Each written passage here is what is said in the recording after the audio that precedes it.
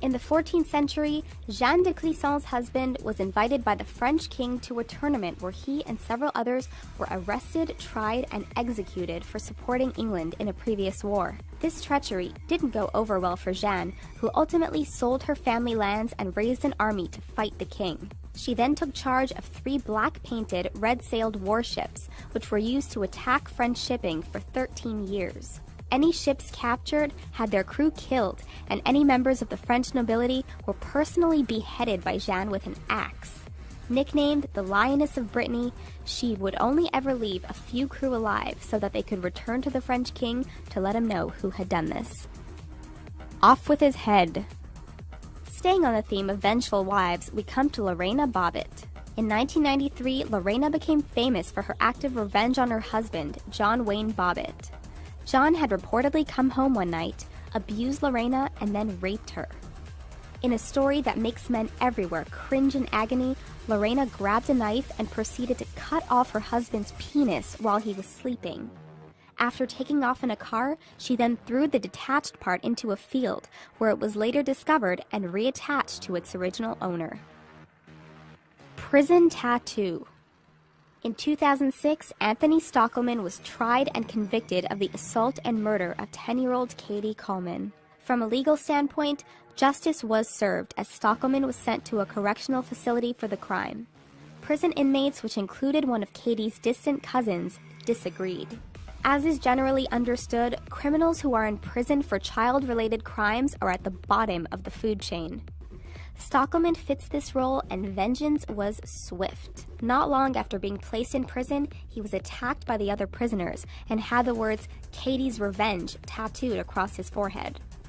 As a result, Stockelman is now literally a marked man. Buford Pusser.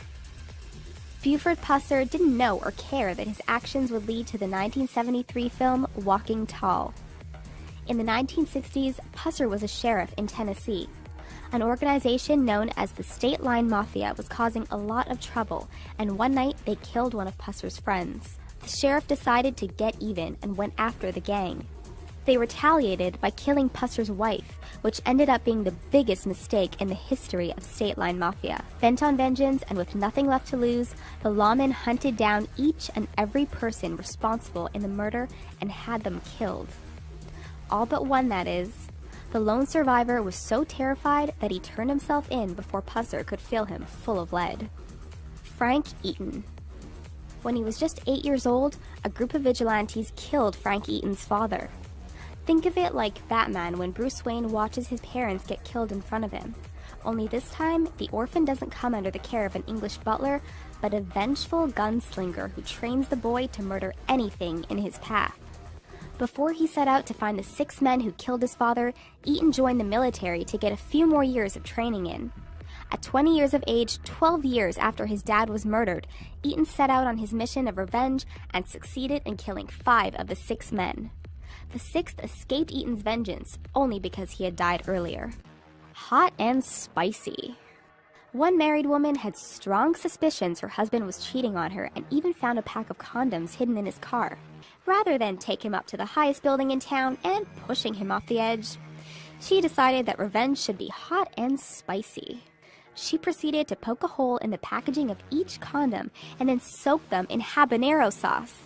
Days later, the woman's best friend called to say that her crotch was burning up after having sex with her boyfriend. She also noticed her cheating husband coming home in discomfort and spending a great deal of time icing his sensitive areas.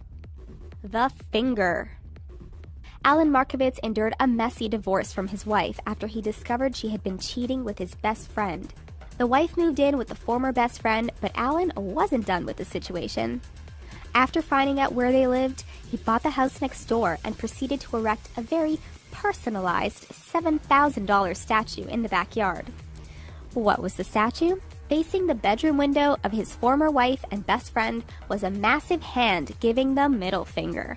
It was even lit so that Alan's neighbors could see it at night and be reminded of their betrayal. A long time coming.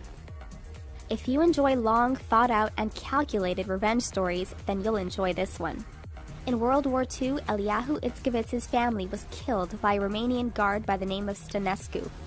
Itzkowitz never forgot the man's name and vowed revenge.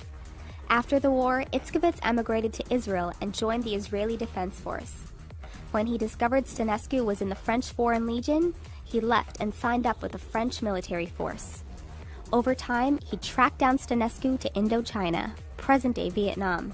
Through transfers and requests, he managed to get himself into Stănescu's unit. One day, on patrol in the jungle, Itzkowitz finally found himself alone with his family's murderer. He revealed his identity to the stunned man before firing his gun into Stănescu's chest. Job done, Itzkowitz returned to Israel, where he gladly served a 1-year sentence for desertion. These people might have just gotten what was coming to them. What do you think? Let us know in the comments below and subscribe to our channel for more incredible videos like this one. Thanks, and see you next time.